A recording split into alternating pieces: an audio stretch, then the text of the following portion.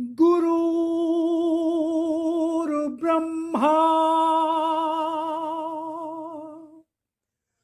गुरुर्विष्णु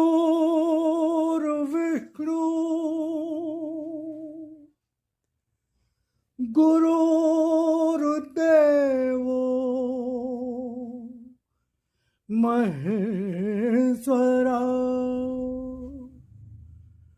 गुरुर्साक्षात् परब्रह्म तस्मै श्री गुरुवे नमः।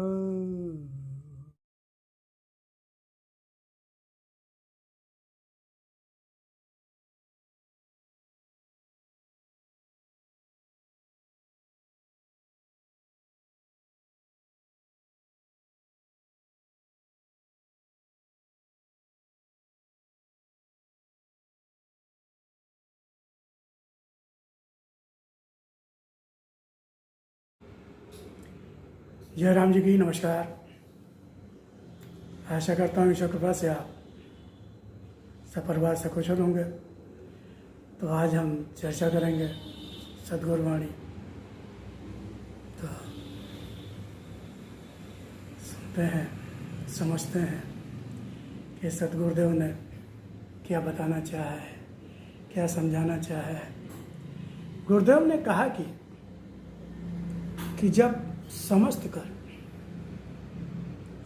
कर परमात्मा के निमित्त किए जाते हैं या होते हैं तो उन कर्मों का प्रवाह परमात्मा की ओर होता है, जो कि बंधन कारक नहीं होता।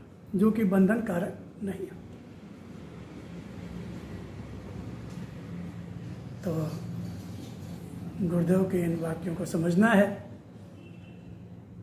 कि जब समस्त कर्मों का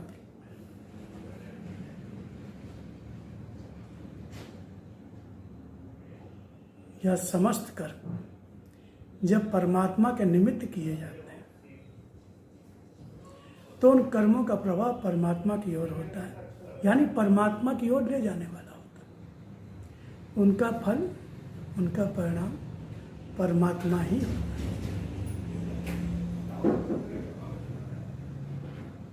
जब वो परमात्मा के लिए किए जाते।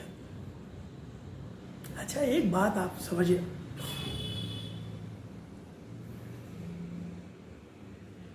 कि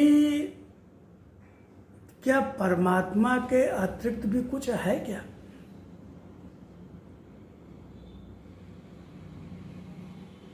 अपने से ले लीजिए, हमारे पास ऐसा क्या है जो हमारा अपना बनाया हो या इस संसार में बना हो?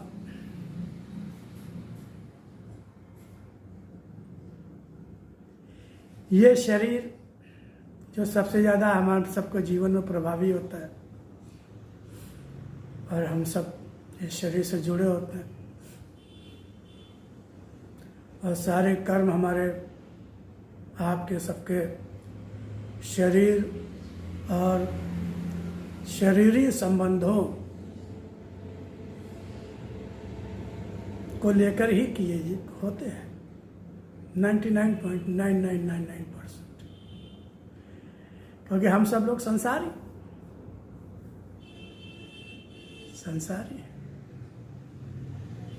संसार को ही सब कुछ जो दिखाई देता है, सुनाई देता है, समझ में आता है, बुद्धि में आता है, मन के द्वारा देख के सुन के बुद्धि से सोच समझ के अनुभव में आता है इंद्रियों के द्वारा। वो सब संसार है, वो सब असत्य है, वो सब मिटने वाला है, वो सब बदलने वाला है। हमारे आपके देखते देखते हम सबकी शक्ल सूरत बदल गई। चूँकि हम लोग रोज़ अपनी शक्ल देखते हैं, अपने करीबियों की शक्ल देखते हैं, इसलिए इतना नहीं फ़र्क महसूस होता है। लेकिन आप 20 साल पुरानी, अपनी 25 साल पुरानी फ़ोटो निकाल कर देखिए, अपनी बचपन की फ़ोटो देखिए, अगर कहीं पैदा होते 1-2 दिन 3 दिन जब आपको जन्म लिए हुए हो तब की शक्ल देखिए, 2 साल के हों तब आप अपनी शक्ल देखिए, 12 साल के हों तब आप अपनी शक्ल देखिए, और आज जब आप 40-45 साल के हो गए या 50-60 के हो गए 70, तो शक्ल में ज़मीन आसमान का अंतर हो जाता है। ज़मीन आसमान का अंतर होता है। अरे सर जी और तो छोड़िए, 10 साल पहले हम कितने मोटे ताजे थे, हेल्दी लगते थे, अब दुबले पतले, गाल अंदर धंस गए, बाल सफ़ेद हो गए, बिल्कुल दुबले पतले।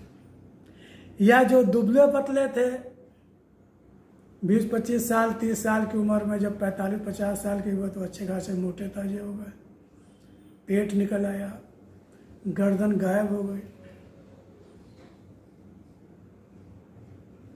तो सब बदल रहा है ना। और एक समय यह शरीर 1 दिन पुराना था, पैदा हुए तो जन्म लिया था, शरीर आया था संसार। आज 25, 30, 35, 40, 45, 50, 60, 70 साल पुराना हो गया। और सब जानते हैं, सबको मालूम है, सबको मालूम है कि यह शरीर छूटना है, समाप्त होना है, मिटना है। ऐसा कोई बंदा दुनिया में नहीं है जिसको पता ना हो कि यह शरीर छूटेगा नहीं। भले ही भूल जाते हैं, हम सब लोग भूल जाते हैं, लेकिन जब अगल बगल किसी की मृत्यु होती है, परिवार में समाज में मृत्यु होती है, तो उस समय कहीं ना कहीं तो एहसास होता है, अरे मर गया। अभी तो बात हुई थी कल हमारी उससे। फिर वैराग्य आता है, जिसको मरघटिया वैराग्य कहते हैं, मरघटिया वैराग्य। जब तक हम शमशान घाट में रहते हैं उस डेड बॉडी के साथ थोड़ा बहुत, अब तो उसको भी इतना नॉर्मल सब लेने लगे हैं कि वहाँ भी सब नॉर्मल लेते हैं। ठीक है, नॉर्मल लीजिए, अच्छी बात, क्योंकि वो तो घटना घटनी है, घटेगी, हर एक के जीवन में घटेगी, हर एक के साथ घटेगी। लेकिन नॉर्मल लेने का मतलब है कि वहां पर भी उस सत्य से नहीं जुड़े होते,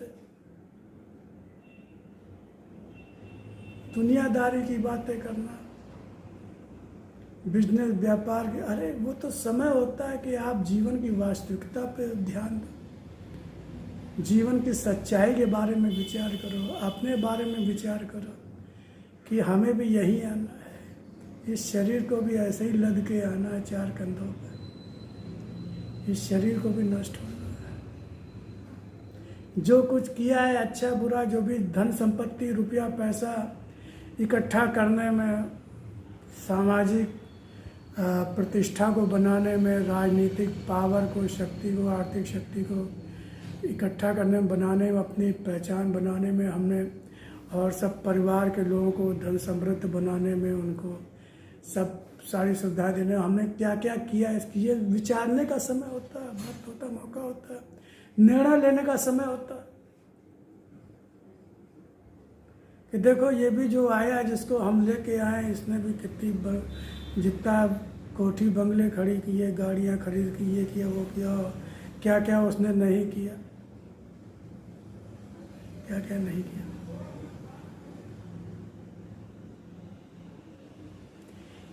मैं जानता हूँ 99.999% लोग ईमानदारी से, सच्चाई से अरबपति खरबपति नहीं बन सकते।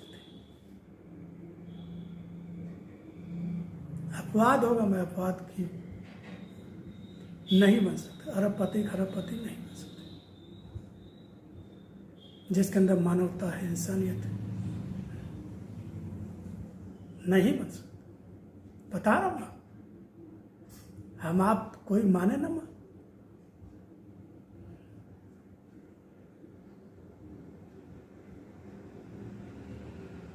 बुरा लगेगा, लगता होगा, आशा तो सब बेईमान है।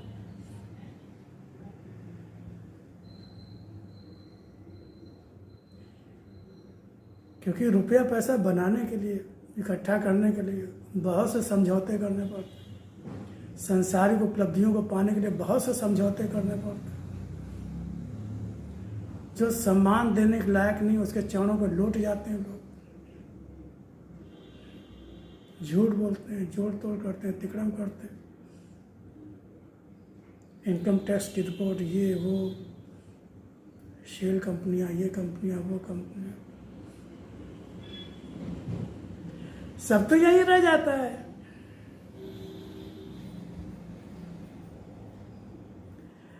अब भाई हमें आपको खाने के लिए कितना चाहिए, रहने के लिए कितनी जगह चाहिए? अरे 1 एसी, 2 एसी, अब 4-4, 6-6, 8-8 एसी लगे हुए, 8-8, 10-10 गाड़ियां हैं, 15-15, 20-20 मकान है।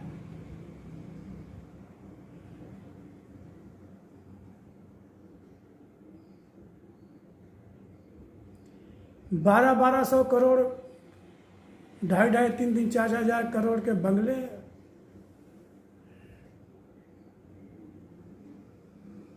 कहाँ कहाँ फैलोगे भाई?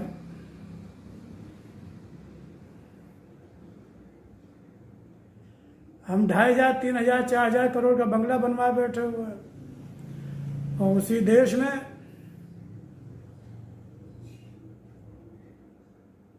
लोग भूखों भी मर रहे हैं, बीमारी से मर रहे हैं, इलाज न कराने से मर रहे हैं, ठंडक से मर जाते हैं, गर्मी से मर जाते हैं। चैरिटी करेंगे, बड़े बड़े बॉलीवुड के अभिनेताओं को बुलाना, बड़े बड़े नेताओं को बुलाना, चैनल्स वालों को बुलाना, उनके वीडियो फोटोग्राफ्स में हजारों करोड़ खर्चा किया, 10-5 करोड़ खर्च, वो भी मार्केटिंग, वो भी मार्केटिंग।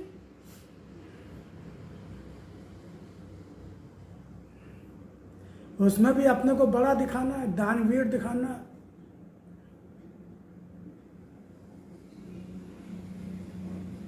30 दिन, 31 दिन का महीना होता है, 28 दिन का महीना, रिचार्ज कराओ। कहने को 1 महीने का रिचार्ज हो रहा है, लेकिन 28 दिन बाद ही आप रिचार्ज कराइए। क्यों भाई? इसलिए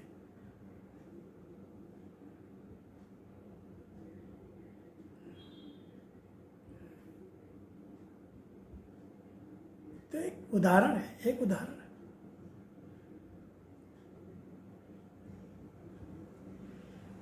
भगवान ने कहा है, जहां समृद्धि वहां मैं नहीं।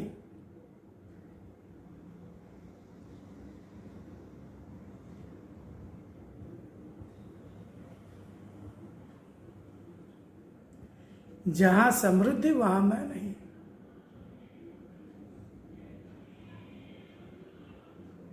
वो भगवत ऐश्वर्य तो कुछ और ही होता है, भगवत संपत्ति समृद्धि तो कुछ और ही होती।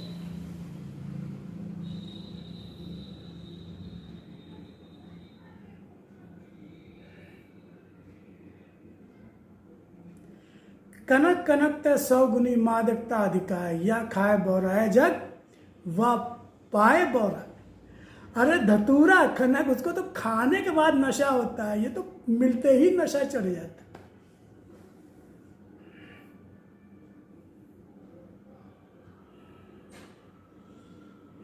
नीचे वाले लोग दिखाई ही नहीं देते, उनकी पीड़ा, उनका दर्द तो समझ ही में नहीं आता जब तक कैमरे वाले न खड़े हों, फोटोग्राफर ना और चैनल वाले ना, तब तक वो दुख दर्द की नौटंकी भी नहीं होती।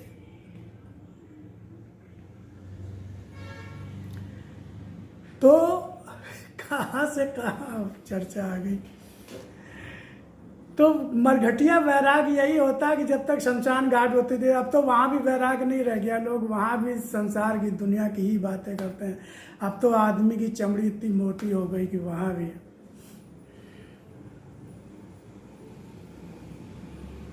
भी लोग चिंतन नहीं करते जीवन की सत्यता के बारे में, जीवन की सच्चाई के बारे में। उसको भी एक रूटीन में ले लिया। लेकिन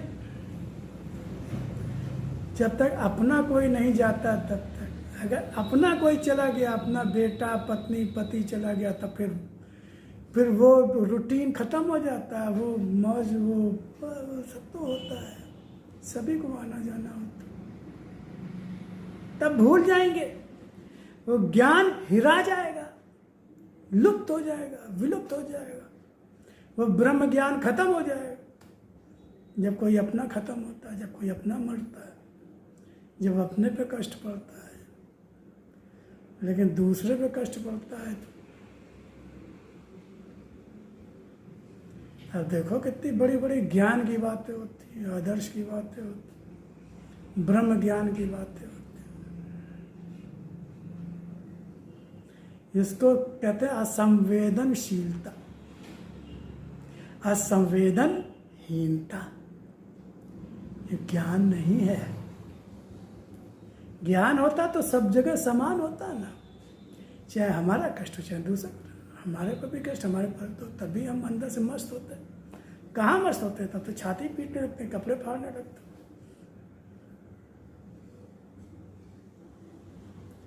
इसीलिए गुरुदेव ने कहा ब्रह्म ज्ञान उपजो नहीं, कर्म दिए छिटकाए, और तुलसी ऐसी आत्मा सहज नरक में जाए।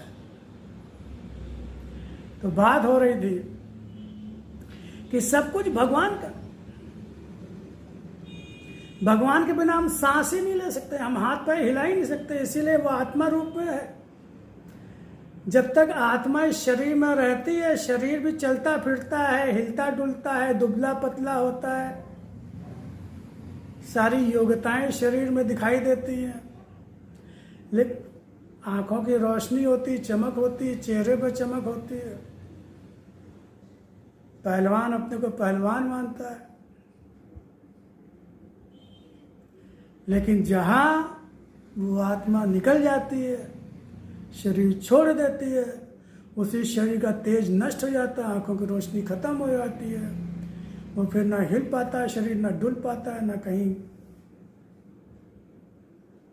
इसका मतलब उस आत्मा के रहने से हम बोल रहे थे, देख रहे थे, सुन रहे थे, खा रहे थे, पी रहे थे, नाच रहे थे, गा रहे थे, अपनी पहलवानी दिखा रहे थे, ताकत दिखा रहे थे, अपना प्रभाव दिखा रहे थे, अपना क्रोध दिखा रहे थे,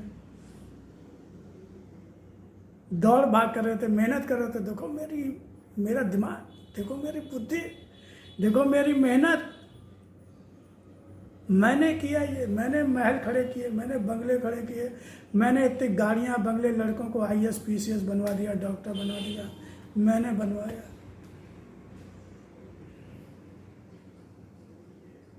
अब क्यों चारपाई पे पड़े भाई? क्यों उठ बैठ भी नहीं पाते? 2 लोग चाहिए उठाने बैठाने के, पाखाना पेशाब कराने के लिए। न देख पा रहे, न सुन पा रहे, न बोल पा रहे, न खा पा रहे, खटिया से लग गए। हम सब की स्थिति होती है आगे पीछे, कम ज्यादा। अरे वही शरीर जिस पर इतना तुम्हें नाज था, इतना गर्व था, घमंड था, अहंकार था, अपनी योग्यता, काबिलियत, बुद्धि, वो अब सब कहाँ चला गया? शेर तो अब भी है, तुम भी अभी हो, वही हो। क्योंकि आत्मा ने अपनी शक्ति खींचनी शुरू कर दी, आत्मा ने शक्ति वापस लेनी शुरू कर दी शरीर से। तो आंखों की रोशनी धीमी हो गई, कानों ने सुनना बंद कर दिया, दांत काम नहीं करते, पाचन काम नहीं करता, शरीर में ताकत नहीं रह गई।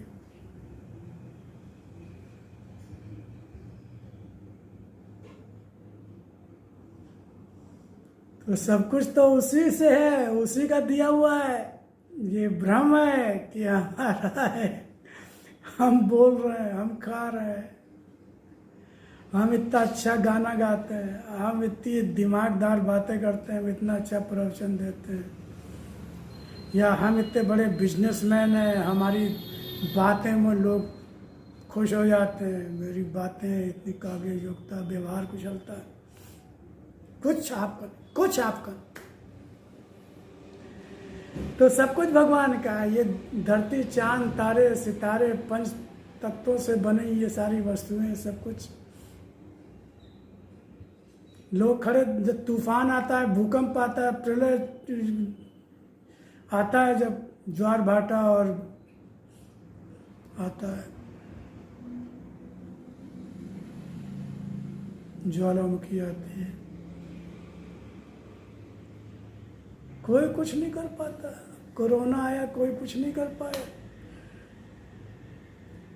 लाखों करोड़ों निपट गए दुनिया में, और फिर वैक्सीन आई और फिर आई।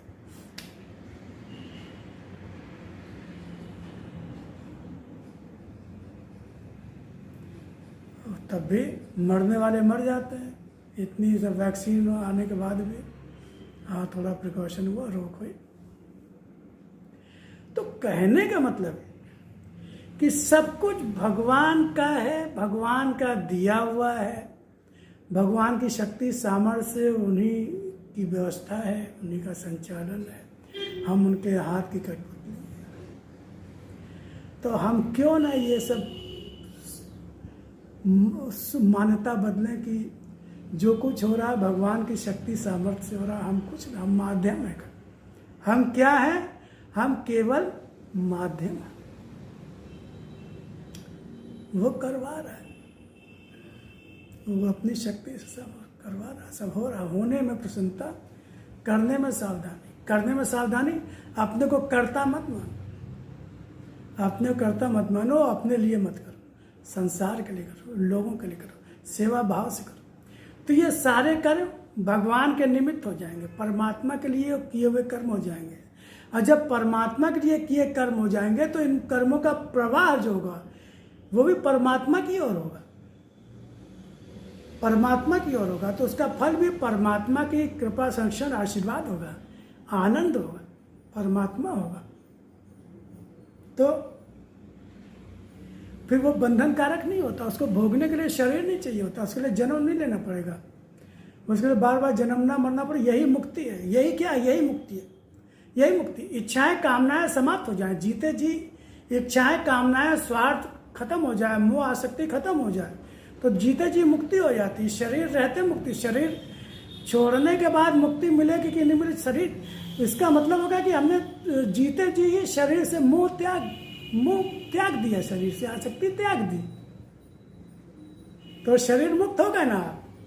शरीर रहते शरीर मुक्त हो गए, जिनको परमहंस कहते, इसका जीते जी मुक्ति कहते। ये बंधन कारक नहीं करते।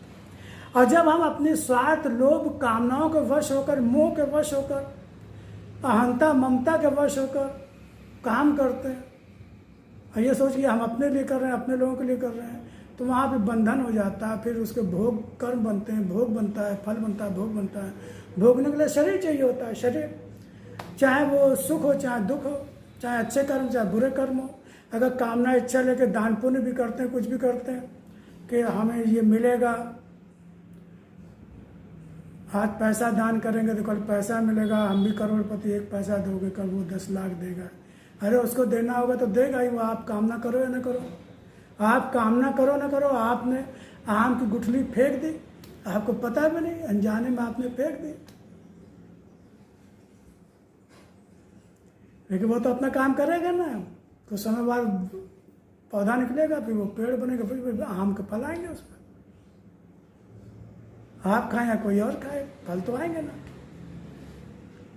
फलित तो हो गए। तो हमें गुरुदेव ने कहा कि संसार के निमित्त जब कर्म किए जाते हैं तो उनका प्रवाह परमात्मा की, जब परमात्मा के लिए, जब संसार के लिए, परमात्मा के लिए जब कर्म किए जाते हैं, निमित्त होते हैं, उनके लिए होते हैं, तो वो उनमें शक्ति भी मिलती है, क्योंकि आत्मा शक्ति देती है। आत्मा शक्ति, जो सत्य, परमात्मा सत्य, आत्मा भी सत्य। जब सत्य के लिए कर्म करते हैं, परमात्मा देते हैं, तो शरीर भी हमारा हमेशा शक्तिशाली बना रहता है, सक्षम बना रहता है, और बुढ़ापा नहीं आता है। जो लोग पूर्ण सत्य होते हैं उनमें बुढ़ापा आता ही नहीं। भगवान श्री राम, भगवान श्री कृष्ण, कहीं बुढ़ापा आया क्या? कभी नहीं आया, क्योंकि वो पूर्ण सत्य थे, सत्य से एक रूप थे, सत्य से एक रूप थे। तो उनको कभी बुढ़ापा आए ना, उनके कभी दाढ़ी मूछ आपने देखी क्या उनकी? भगवान श्री कृष्ण तो 125 जैसा सुनते हैं, लगभग 125 जैसा सुनने में आया, लेकिन कभी भी कहीं उनके दाढ़ी मूछ आई हो? किशोरावस्था, हमेशा किशोरावस्था में रहे। भगवान श्री राम और ज्यादा वर्षों तक उन्होंने राज्य किया, मुझे सटीक नहीं मालूम, लेकिन निश्चित रूप से सैकड़ों वर्ष याद किया। कभी दाढ़ी मूछ आई क्या उनके? कभी कोई बुढ़ापे का चिन्ह आया क्या? क्योंकि पूर्ण सत्य, शरीर भी सत्य में हो जाता है, असत्य होते हुए भी सत्य में हो जाता है, चिन्ह में हो जाता है, चिन्ह में हो जाता है। ये जितने अवतारी सत्ता है, इनका शरीर चिन्ह में होता है। चिन्ह में यानी कि उनके एक कण चेतन होते हैं, उसमें कहीं कोई परिवर्तन नहीं आता।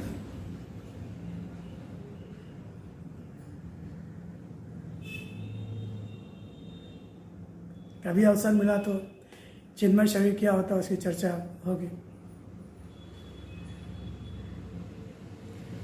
अब चूंकि हम लोग पूरी तरह से असत्य में डूबे होते हैं, संसार को ही सब कुछ मानते हैं, सांसारिक कामनाएं, इच्छाएं, लोभ, लालच, क्रोध, काम, क्रोध, लोभ, मोह, ये सब चीज़ें भरी होती है, इसी वशीभूत होकर कर्म करते हैं, असत्य से जुड़े। इला शरीर धीरे धीरे बूढ़ा होता जाता है, किशोरावस्था, फिर जवानी, और फिर उसके बाद धीरे धीरे ढलना, प्रौढ़ावस्था आती है, फिर वृद्धावस्था आती है। लगभग